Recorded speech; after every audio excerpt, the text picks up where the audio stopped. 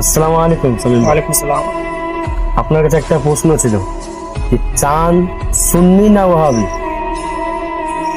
ওয়ালাইকুম আসসালাম ওয়া রাহমাতুল্লাহি ওয়া বারাকাতুহু। মাশাআল্লাহ, খুব সুন্দর প্রশ্ন করেছেন আমার ভাই।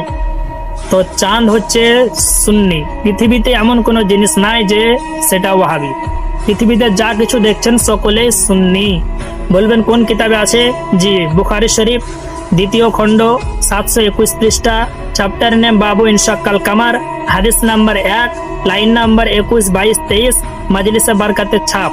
ওয়ান আব্দুল্লাহ ইবনে মাসউদ রাদিয়াল্লাহু তাআলা আনহু قال ইনশাক্কাল কামার আলা আহাদে রাসূলিল্লাহি সাল্লাল্লাহু আলাইহি ওয়াসাল্লাম ফিরকাতাইন ফিরকাতান ফাওকাল জাবাল ফিরকাতু দুনাহু ফাকালা রাসূলুল্লাহি সাল্লাল্লাহু আলাইহি ওয়াসাল্লাম ইশহাদু। আব্দুল্লাহ ইবনে মাসউদ থেকে বর্ণিত যে রাসূলুল্লাহ চাঁদকে দুই টুকরো করলেন। দুই টুকরা করার পরে একটা চাঁদ পড়লো পাহাড়ের উপরে, একটা চাঁদ পড়লো পাহাড়ের নিচে। তো দুই চাঁদের মাঝখানে একটা বিশাল বড় পাহাড় দাঁড়িয়ে গিয়েছিল। তো আল্লাহর নবী চাঁদ দুই টুকরো করার পর বললেন, ইশহাদু, সাহাবায়ে কেরাম তোমরা সাক্ষী থাকো।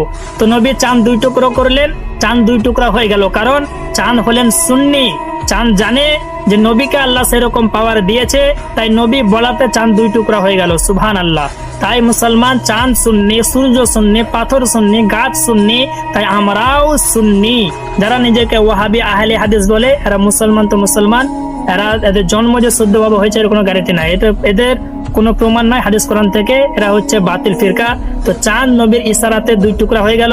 তাই ইমাম ইশক মোহাব্বত আলা হযরত বলছেন, ও जिसने टुकड़े किए है कमर, जिसने टुकड़े किए है कमर, वो है नूर वहादत का टुकड़ा हमारा नबी। अस्सलामु आलाइकुम। তাহলে এই ভিডিওটা আমাদের সামিম ভাই খুব সুন্দরভাবে উত্তর দিলেন। তাই এই ভিডিওটাকে বেশি বেশি করে শেয়ার করবেন, যেন ওয়াহাবিদের কাছ থেকে চলে যায়।